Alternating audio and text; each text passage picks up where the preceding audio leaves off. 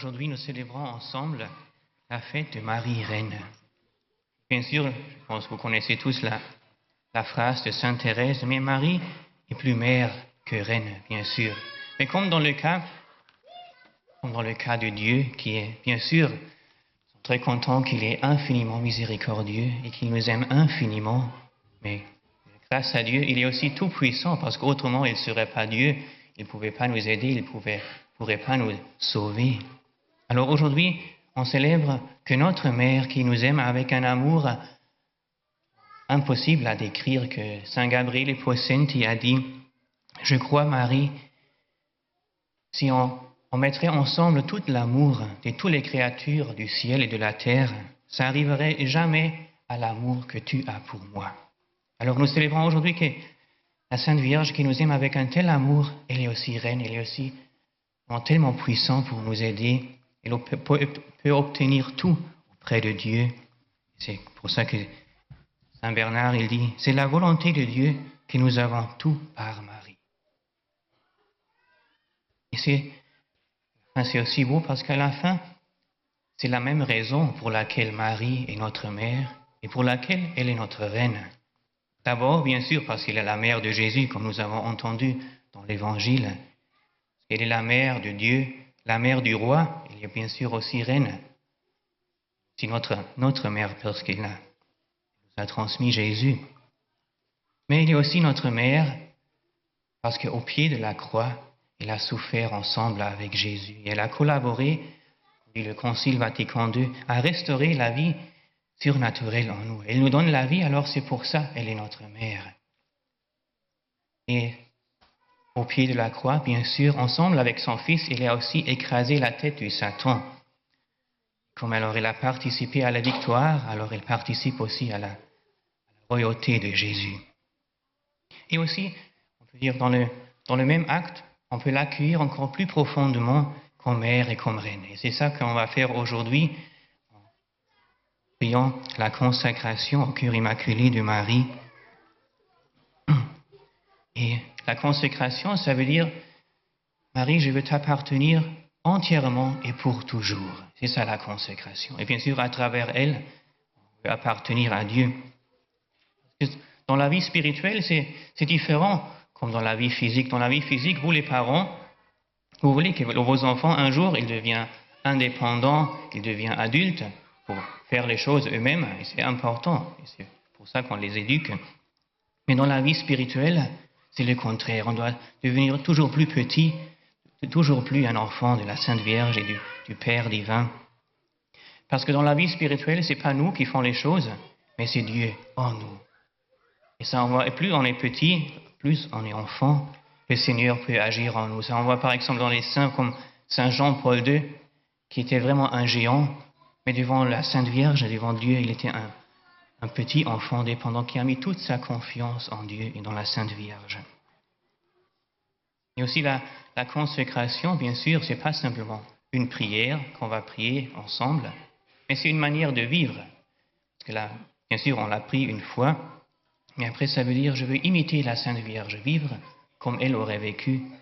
Et c'est aussi une des grâces du rosaire, qu'on médite la vie de la Sainte Vierge et de Jésus, et après on est la Sainte Vierge, on peut l'imiter et vivre comme elle, avec ses vertus. Et donc pour nous rappeler un peu les grâces qui portent une consécration, je voulais citer quelques exemples. Je pense que vous connaissez bien sûr que la Sainte Vierge a demandé la consécration du monde entier, et surtout de la Russie, à Fatima. Et malheureusement, ça n'était pas fait tout de suite comme elle la voulait, mais les évêques du Portugal, ils ont consacré leur pays à la Sainte Vierge, au cœur immaculé, et Portugal était épargné totalement de la Deuxième Guerre mondiale. Et encore un deuxième fait très, très bouleversant. Le 31 octobre 1942, Pie XII, au Vatican, à Rome, il a consacré le monde au cœur immaculé. Ce n'était pas encore avec tous les évêques, mais lui-même, il a consacré le monde au cœur immaculé. Et c'est très bouleversant les effets que ça a eu, parce que 2 jours après, le 2 novembre 1942, il y avait une grande bataille dans l'Afrique du Nord, en El Alamein. Et c'était vraiment le tournant de la Deuxième Guerre mondiale. Le premier ministre de l'Angleterre, Winston Churchill, il a décrit un peu le déroulement de la guerre. Il a dit, avant cette bataille, El Alamein, nous n'avons eu aucune victoire et après, plus aucune défaite. Bien sûr, il ne savait rien de la consécration qui a fait Pie XII, mais il a simplement décrit le déroulement de la Deuxième Guerre mondiale, mais ça coïncide donc avec la consécration qui a fait Pie XII. Et ça, c'est sur le plan mondial aussi. Bien sûr, sur la vie personnelle, c'est très important et porte beaucoup de grâces. Et là, je voulais vous raconter l'exemple d'un juif, d'un musicien qui s'appelait Hermann Cohen, qui était le disciple de l'élève de Franz Liszt, vraiment un pianiste virtueux, et qui pendant une adoration eucharistique où il se coupait de la musique sans rien croire, seulement pour faire plaisir à un ami, il s'est converti, il est rentré dans un couvent, il est devenu frère Augustin du Saint-Sacrement, et bien sûr il a prié aussi toujours pour la conversion de sa famille. Et beaucoup de sa famille se sont convertis, seulement sa mère, il est resté juif jusqu'à la fin de sa vie. C'était une grande tristesse pour lui qu'elle est morte sans signe de conversion. Alors dans ce découragement, un peu cette peur pour le salut de l'âme de sa mère, il a rencontré le curé d'Ars, qui était son ami, qui a dit « Espérez, espérez, vous recevrez un jour en la fête de l'Immaculée Conception une lettre qui vous apportera de grandes consolations. » Et un jour, alors dans cette fête, il a reçu une lettre d'une mystique, Léonie Guillemont, qui était connue pour sa sainteté, qui lui a écrit une vision qu'il a eue. « Mon Jésus m'éclaira des rayons de sa lumière divine. » Parce que bien sûr, comme il ne pouvait pas rien faire pour convertir sa mère, il a toujours confié, consacré à la Sainte Vierge à la place de sa mère qu'il n'a pas fait.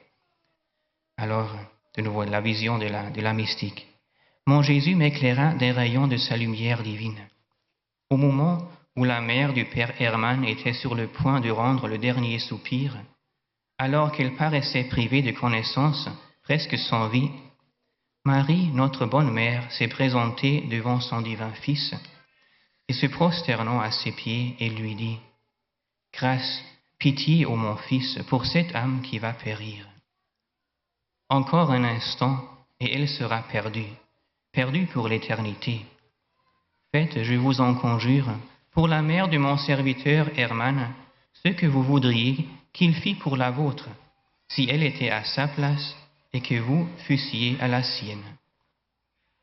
L'âme de sa mère est son bien le plus cher. 1000 fois il me l'a consacrée. Il l'a confiée à la tendresse, à la sollicitude de mon cœur. Pourrais-je souffrir qu'elle périsse? Non, non, cette âme est mon bien. Je la veux, je la réclame comme un héritage, comme le prix de votre sang, de mes douleurs au pied de votre croix. » À peine la divine suppliante avait-elle cessé de parler qu'une grâce forte et puissante s'échappa de la source de toute grâce, du cœur adorable de notre Jésus, et vint illuminer l'âme de la pauvre juive mourante et triompher instantanément de son opiniâtreté et de ses résistances.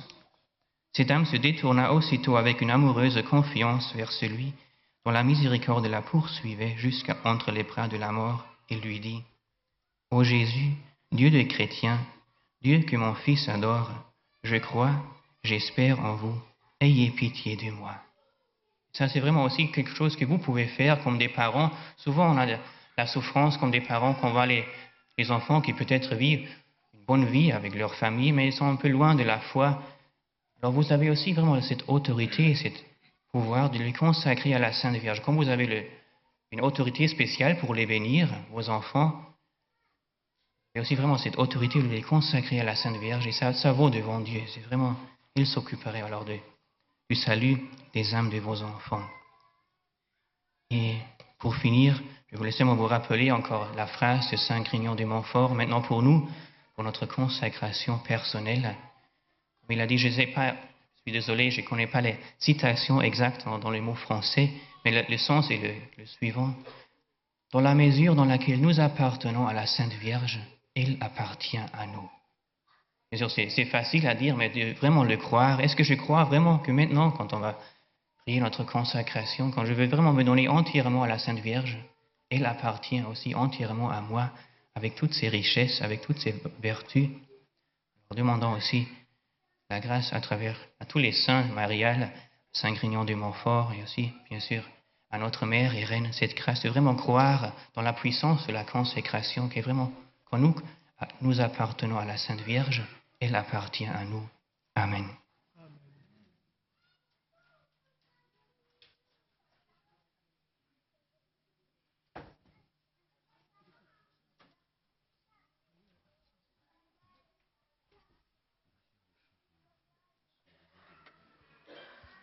Chers amis de Radio Espérance, chers auditeurs qui nous prenaient en cours de cette messe, nous sommes en direct du sanctuaire